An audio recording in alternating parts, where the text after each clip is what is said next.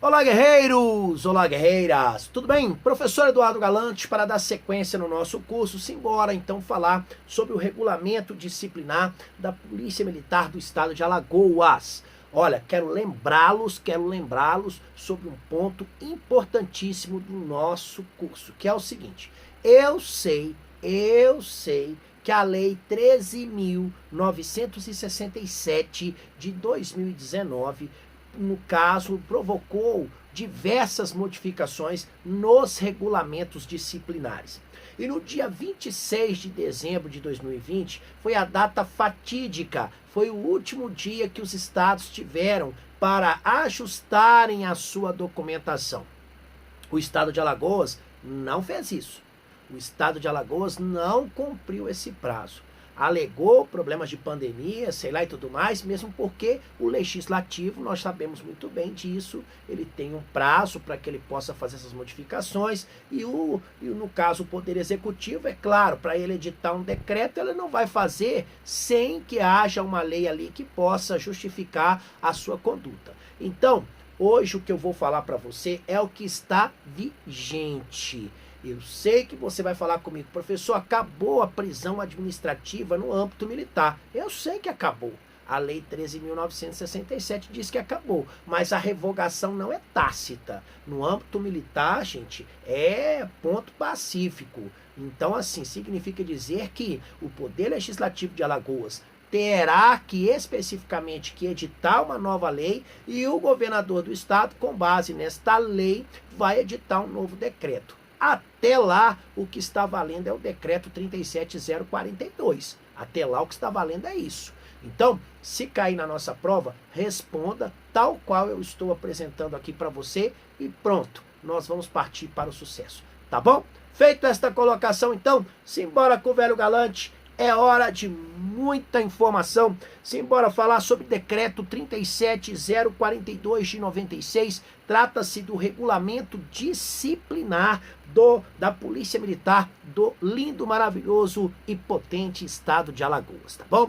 Desde já quero agradecer a presença de todos vocês e falar mais ainda, falar que eu me sinto feliz, muito feliz porque eu tenho a oportunidade de trazer para vocês coisas novas, coisas que certamente irão nos ajudar, tá bom? Então, simbora para a nossa segunda aula. Qual é o objeto do nosso estudo? O objeto do nosso estudo é o decreto 37042, que fala sobre o regulamento disciplinar da Polícia Militar do Estado de Alagoas. Nós já tivemos, né, isso, uma primeira aula, onde especificamente nós tratamos dos assuntos iniciais, onde eu apresentei para você o regulamento, e agora eu quero avançar um pouquinho mais, tá bom?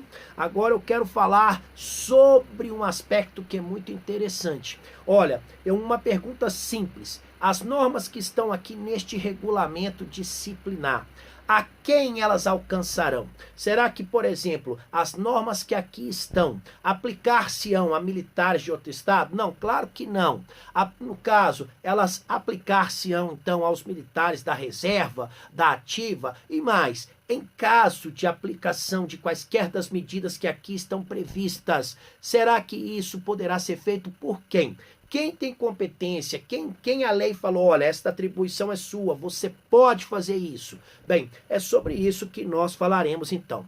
Essa pergunta é interessante, essa primeira dica que eu vou te dar, porque apesar de pequenininha, eu já, pelo menos, eu já a vi em no mínimo 5 provas. Tá bom? Porque os regulamentos, vocês têm que aprender o seguinte: as polícias militares e os corpos de bombeiros militares são, então, no caso ali, instituições auxiliares e reserva do Exército Brasileiro. Então, todas elas foram construídas com base nos mesmos documentos. E isso faz com que os regulamentos disciplinares sejam muito parecidos, mas muito parecidos mesmo. Muda uma ou outra coisinha. Esta informação aqui mesmo, ela é comum em todos os regulamentos. E o mais incrível, ela é cobrada praticamente em todos os concursos, tá bom?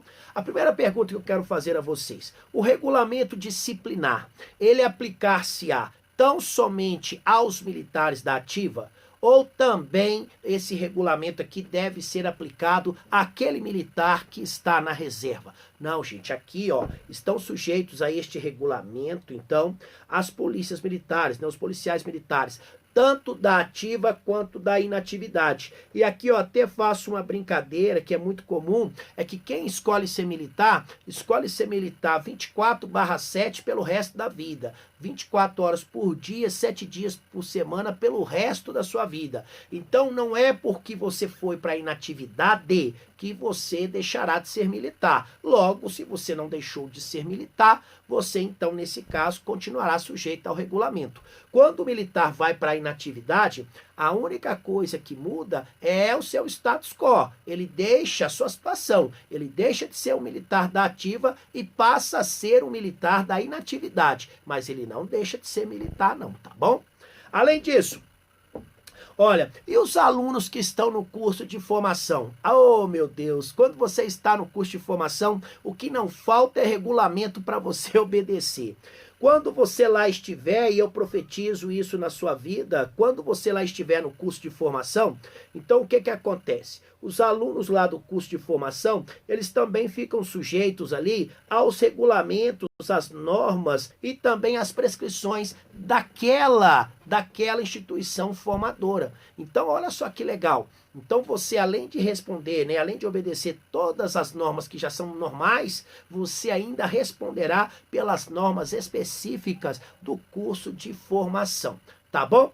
Agora, e nesse caso aqui, é muito comum hoje, é muito comum que todos os ramos da sociedade, no caso, se dirijam, né, para esta sociedade a fim de se posicionarem. E aqui o nosso regulamento é claro nesse sentido, tá? Então, as normas que aqui estão, este regulamento, ele será aplicado efetivamente aos militares da inatividade, tá? Ainda que eles estejam no meio civil, quando eles forem, então, no caso, tá, se dirigirem à sociedade, principalmente quando isso for feito através da imprensa. Porque se houver, tá, se houver, então, através desta intervenção, se de alguma forma essa intervenção, então, prejudicar os princípios da hierarquia, da disciplina, do respeito e do decoro, não tem jeito. Em outras palavras, é simples. O militar da inatividade se dirigiu à imprensa e, através da sua colocação, feriu, prejudicou os princípios da hierarquia, da disciplina, do respeito e do decoro policial militar. Pronto, as regras que estão aqui neste regulamento serão aplicadas àquele militar. Olha, nesse caso, as regras que estão aqui neste regulamento, quem são as autoridades que têm competência, quem são aquelas autoridades que a lei falou assim, olha, as prescrições que aqui estão, elas poderão ser aplicadas por você. Bem, nesse caso, as prescrições que aqui estão, a competência para aplicar, então, todas as prescrições que aqui estão, ela é conferida ao cargo e não ao grau hierárquico. Então, por exemplo, o comandante de companhia pode punir com 8 dias, tá? Mas então, não é o capitão que está lá na companhia, não é o tenente que está na companhia, é quem está no comando da companhia. Então, isso é importante para que você saiba, tá? A competência, ela é conferida ao cargo e não ao grau hierárquico. Esse é um ponto também que deve ser trazido. Bem, quais são as autoridades, então, que poderão aplicar as normas contidas aqui neste nosso regulamento? Vamos a todas elas aqui. Primeiro, o senhor governador do estado e o comandante geral, tá? Então, eles são as nossas maiores autoridades na polícia militar.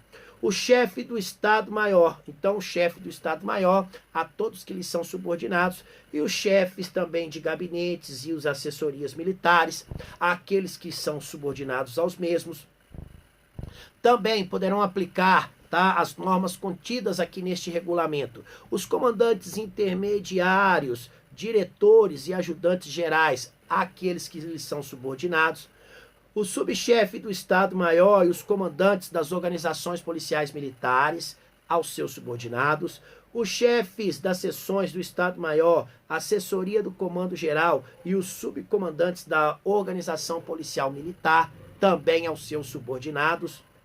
Os demais chefes de seções, tá? Lembrando que isso alcança até o nível batalhão, aos seus respectivos subordinados, tá bem? Os seus comandantes, então os comandantes das subunidades incorporadas, por exemplo, os batalhões são constituídos pelas companhias. As companhias têm um comandante, o comandante também poderá aplicar algumas, né, poderão aplicar as normas deste regulamento aos seus subordinados, inclusive aqueles também que são, no caso ali, comandantes de pelotões, tá bom?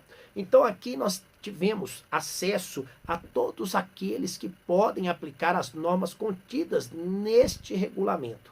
Vocês viram que são muitas as autoridades, todas elas aqui, né, no caso, estão estritamente delineadas dentro do cargo, então não é do posto não, tá bom?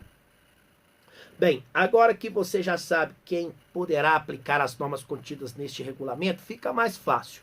De quem é a competência para punir, para apurar os atos de indisciplina do comandante-geral da corporação? Já pensou, gente, se o comandante-geral da corporação, o 01, cometer uma infração? Bem, como militar, ele é o 01. Quem vai apurar, então, nesse caso, as suas respectivas infrações? Isso é legal. Sabe por quê? Nesse caso, se o comandante, né, por um acaso, cometer um ato de disciplina, o comandante geral, a competência para apurar o fato é do senhor governador do estado. É o governador do estado que tem a competência. Por quê? Até mesmo por força do artigo 144 da Constituição, lá diz, né? Lá diz que o governador é a autoridade suprema das instituições militares no âmbito dos estados. Então, quem vai apurar isso é o senhor governador do estado, tá bom? Agora vamos partir para uma outra situação que é muito interessante, tá bom? Quero até olhar aqui nos teus olhos. Vou dar um exemplo. Imagina que você seja soldado. Você seja soldado. Isso aconteceu, viu, gente, quando eu estava na ativa. Você é soldado. De repente, você é chamado para fazer um atendimento local. Quando você chega lá, é um tenente. Você é soldado. É um tenente. O tenente está com a faca pronto ali para praticar um delito contra a esposa dele lá, né? Maria da Penha, briga, essas coisas todas. Isso aconteceu. Você vai chegar lá, o que você vai fazer? Bem, não, é tenente, não vou fazer nada, né? Deixa ele matar a mulher dele. É isso que você vai fazer? Claro que não. Naquele momento ali, você é a autoridade. E você vai agir em nome do comandante da instituição. Nesse dia lá, o que aconteceu? A guarnição que estava na viatura deu ordem, falou, olha, Cabo José Antônio e também soldado de Souza, em nome do comandante do 1º Batalhão de Polícia Militar, eu dou voz de prisão ao senhor, tenente. Pronto, prendeu. Vou fazer o quê? Vai deixar ele matar a esposa? Então, em situações como essa, é justificável, então, que um subordinado tome vamos dizer, uma atitude para evitar o mal maior. E é justamente sobre isso que eu vou falar agora, tá bom? Então, olha o que diz aqui o nosso regulamento, tá? Quando para a preservação da disciplina e do decoro da corporação, a ocorrência exigir uma pronta intervenção, e aqui está o pega, ó, mesmo sem possuir ascendência funcional sobre o transgressor, como nesse caso que eu acabei de contar, não é isso? Ou seja, o soldado chegou, era o tenente que estava batendo na esposa, o tenente tem ascendência profissional sobre ele, mas não interessa. Bem, quando isso acontecer, o que deve ser feito então? A autoridade policial, então, de maior antiguidade que presenciar ou que tiver o conhecimento do fato, ela deverá tomar as, no caso, imediatas e enérgicas providências, tá? Inclusive deverá prendê-lo em nome da autoridade competente, tá? Bem, e depois que ele fizer isso, ele leva esta informação para o seu superior. Mas foi o que aconteceu, repito, o soldado chegou, o tenente estava batendo na esposa, ameaçando a esposa com a faca, prontamente, meu amigo, o soldado chegou, no caso, deu uma voadora e pronto, acabou. Não quer nem saber, deu voz de prisão para o tenente em nome do comandante do batalhão. E não tem choro nem vela, tá bom? Olha, além disso, uma outra situação também que é muito interessante. Quando a ocorrência disciplinar envolver policiais militares de mais de uma organização policial militar. Então, por exemplo, nós tínhamos um caso lá muito interessante. Um soldado que é de Alagoas, né, lá no caso Maceió, da cidade de Maceió, e o outro de Arapiraca. O outro era de uma unidade da unidade policial militar, né, da organização policial militar de Arapiraca. E os dois cometeram, então, uma infração. Um de um quartel, outro de outro. Nesse caso, o que deve ser feito quando dois militares de unidades diferentes, eles, no caso, praticam esta infração? Nesse caso, caberá, gente, ao comandante imediatamente superior na linha de subordinação apurar ou determinar a apuração dos fatos. Por exemplo, nesse exemplo que eu dei, o militar de Maceió, o seu comandante imediato, um tenente-coronel. O de Arapiraca era um major. Então, o de Maceió falou, bem, como tenente-coronel, eu vou apurar os fatos. Pronto, acabou. É isso que ele faz, tá bom? E aí, o que acontece? Ele tomará as medidas disciplinares e vai comunicar os fatos às autoridades competentes. Além disso, mais um ponto que é importante para o nosso contexto. Agora, vamos colocar um tipo assim, imagina que houve uma ocorrência disciplinar envolvendo policiais militares e servidores públicos de outras instituições. Isso pode acontecer? Pode. Isso pode acontecer e especificamente quando isso acontece é uma situação que gera, então, muito desconforto. Nesse caso, a autoridade policial militar competente, ela deve tomar as medidas disciplinares ali em relação aos militares. E, evidentemente, levará isso para o escalão superior, para que o escalão superior, então, faça o seguinte: o escalão superior deverá, depois, informar isso à autoridade interessada do outro servidor. Então, isso é muito comum. É muito comum. Por exemplo, tá? É muito comum. Teve uma transgressão disciplinar envolvendo um policial militar e um soldado do Exército. Em relação ao policial militar, a polícia militar apura os fatos e tudo mais. Em relação ao militar do Exército, depois que tiver tudo apurado, pega aquelas informações e manda lá para o comandante do Exército para que o comandante tome as providências em relação àquele militar que lhe pertence, tá bom? Além disso, um outro ponto que você não pode esquecer. A autoridade, tá? A autoridade, no caso, policial militar competente. Então, a autoridade policial militar competente, viu? Quando a transgressão da disciplina aparentemente se revestir de gravidade que possa resultar em medida mais rigorosa, ela tem que ser feita de tal modo que se instaure imediatamente uma sindicância. A sindicância ela tem justamente dois propósitos. Primeiro, identificar o autor do fato. Segundo, a materialidade do fato. A partir desse contexto, todas as demais providências serão mais fáceis de serem tomadas, tá bom? Além disso, olha, quem são aquelas autoridades que poderão instaurar a sindicância, tá? Quem são, então, ali no caso, as autoridades? Eu já tinha até comentado com você a respeito destas autoridades em momento anterior, mas para relembrá-los, tá? Então, quem são as autoridades que são competentes para instaurar a sindicância? Quem são aquelas autoridades que têm competência, então, para instaurar uma sindicância? E aqui, só para que eu possa novamente aqui trazer para você, ó, o comandante-geral da corporação, o chefe do Estado-Maior, os comandantes intermediários, os chefes de gabinetes e assessorias militares, os diretores, chefe de seções e ajudante-geral, e também os comandantes de unidades e subcomandantes. Tais têm competências para instalarem sindicâncias, no caso aqui, em relação principalmente aos seus subordinados, tá bom? Esta apuração de sindicância, ela deve seguir especificamente uma legislação. Então, existe uma legislação específica que trata sobre a sindicância, que diz claramente como deve ser a sua condução, quais são especificamente ali os atos, as providências que deverão ser tomadas e a sequência lógica, tá bom? Olha, quero falar agora sobre um documento chamado parte disciplinar. Vocês que não são militares, certamente vocês vão estranhar um pouquinho esse documento, porque é um documento que praticamente ele existe no âmbito das instituições militares. Mas o que é uma parte disciplinar? Então, o que é uma parte? Para que serve? Bem, nesse caso especificamente, nós temos aqui o conceito.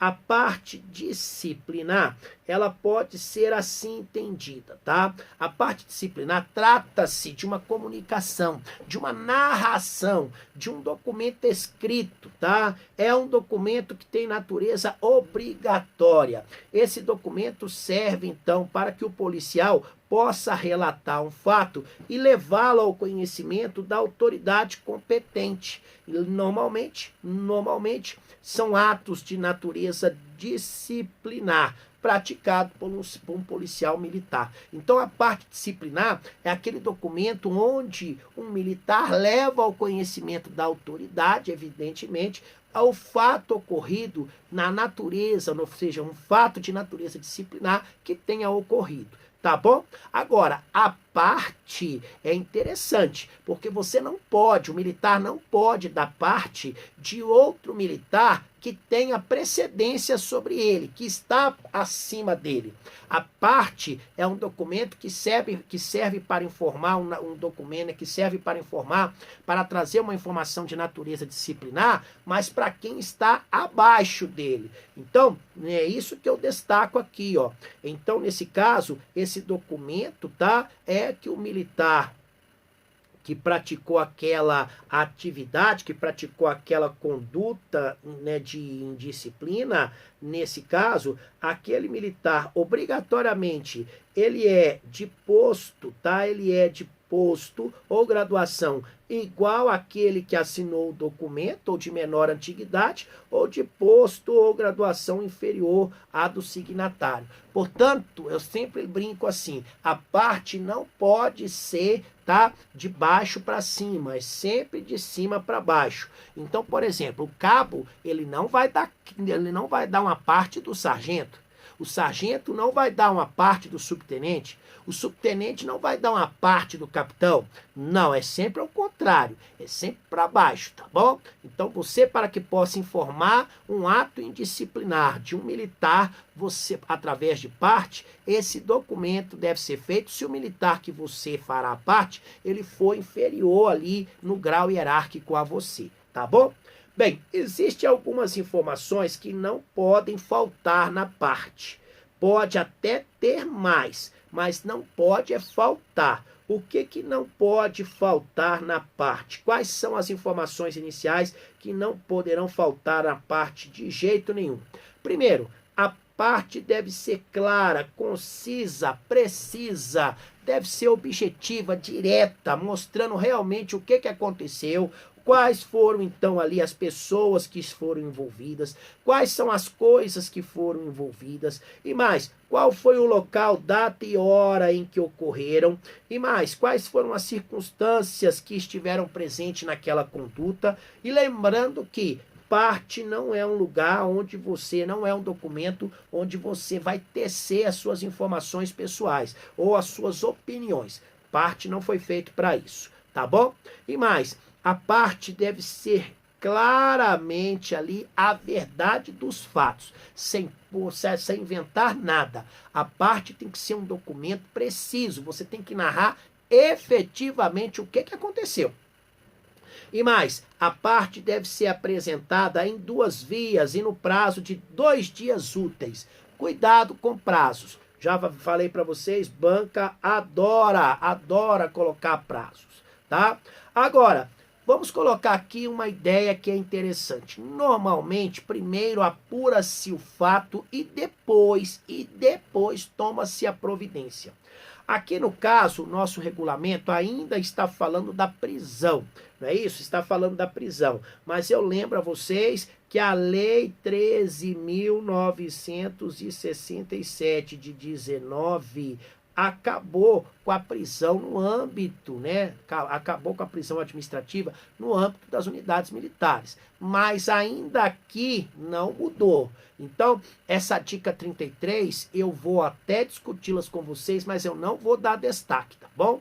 Porque fala assim, olha, quando por força do artigo 12 o transgressor for preso antes da nota de punição publicada em boletim, a parte deve ser apresentada nas primeiras 24 horas subsequentes à prisão. Então aqui ainda fala de prisão, aqui esta dica 33.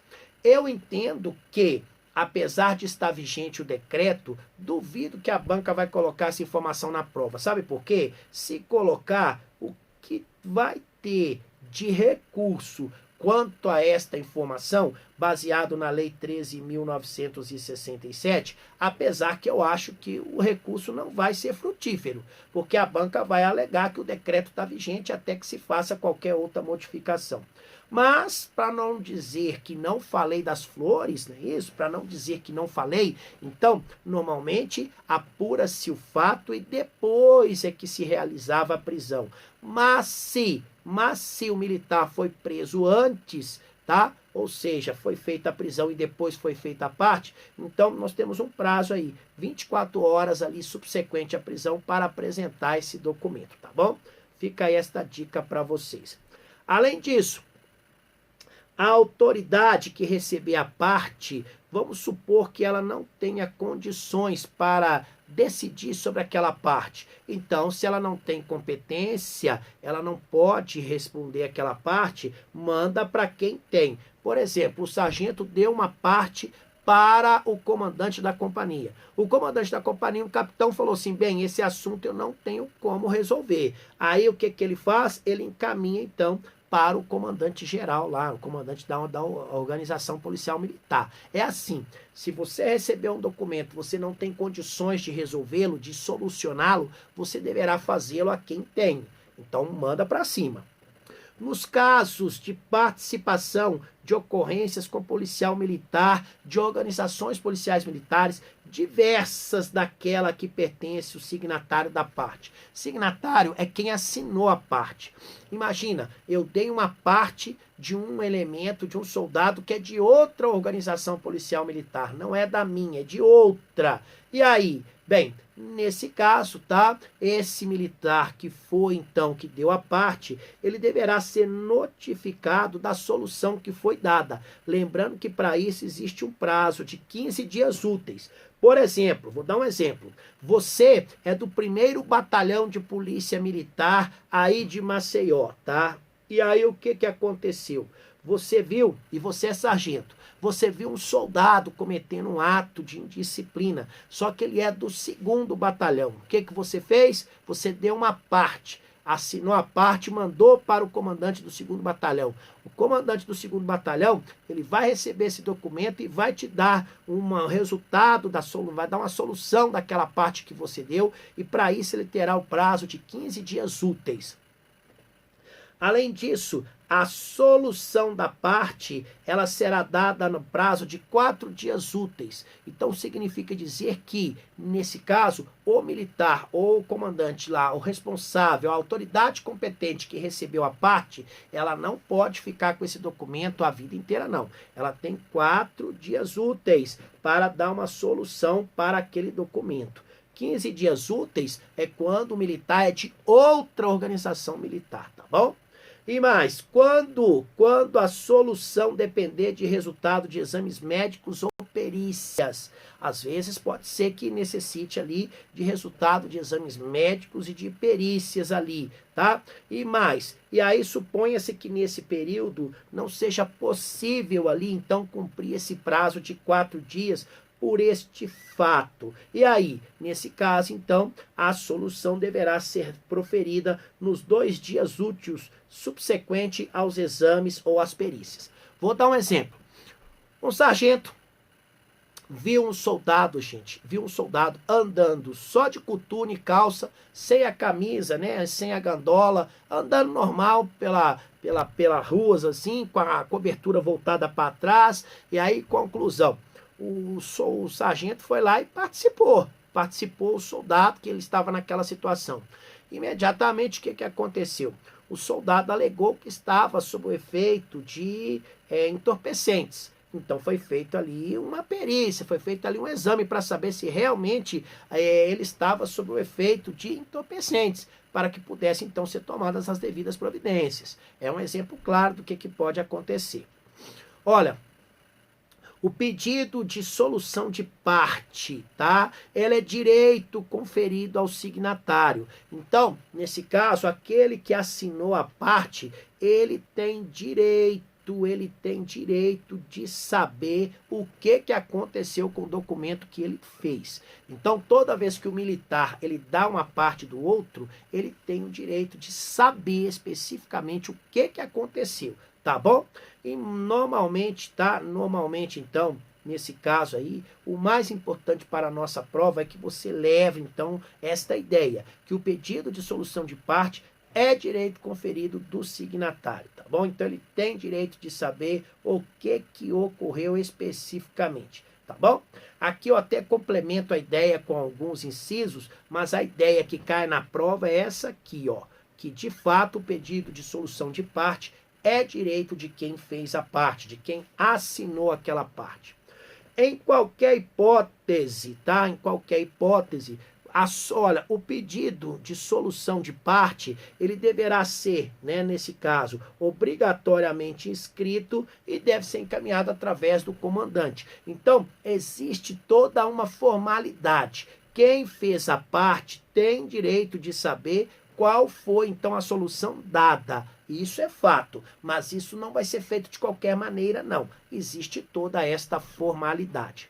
Transcorrido o prazo de 8 dias contados da apresentação do pedido de solução sem resposta da autoridade competente, então aí nesse caso caberá especificamente contra aquela autoridade que não deu o resultado, que não deu a solução, a apresentação de parte ou comunicação. Lembrando, então, que nada vai ficar sem resposta. Se a autoridade tentar engavetar, ela vai dançar, porque, nesse caso, será levada à autoridade superior, tá bom? Fica esta dica para vocês. E com isso, alcançamos então aí o nosso objetivo. Chegamos ao final então deste nosso encontro, desta nossa aula, onde você teve aqui então acesso especificamente a todo esse procedimento envolvendo então a comunicação de um fato que corresponde a uma transgressão, quem são as autoridades. Tudo isso, certamente, se estiver na nossa prova, certamente estará e mais. Nós teremos condições de acertá-lo, tá bom? Um grande e forte abraço no seu coração. Fiquem com Deus e até o nosso próximo encontro. Tchau, tchau, gente. Bom dia, tudo bem com vocês? Muito obrigado por estarem aqui cedinho. Aula sobre o decreto 37042. Ô, gente, isso aqui já era para ser atualizado há muito tempo, mas as autoridades de Alagoas ainda não o fizeram. E isso está numa prova. E então não tem outro jeito, nós temos que falar do jeito que aqui está. Mas enfim, muito obrigado por estarem aqui comigo. Por gentileza, divulgue aí então o meu canal do Instagram, o meu Instagram, meu canal do YouTube. Vamos ver se eu consigo lá 1000 inscritos para que a gente possa fazer os eventos ao vivo lá, tá bom? Um grande e forte abraço no coração de todos vocês. Fiquem com Deus. Tchau, tchau.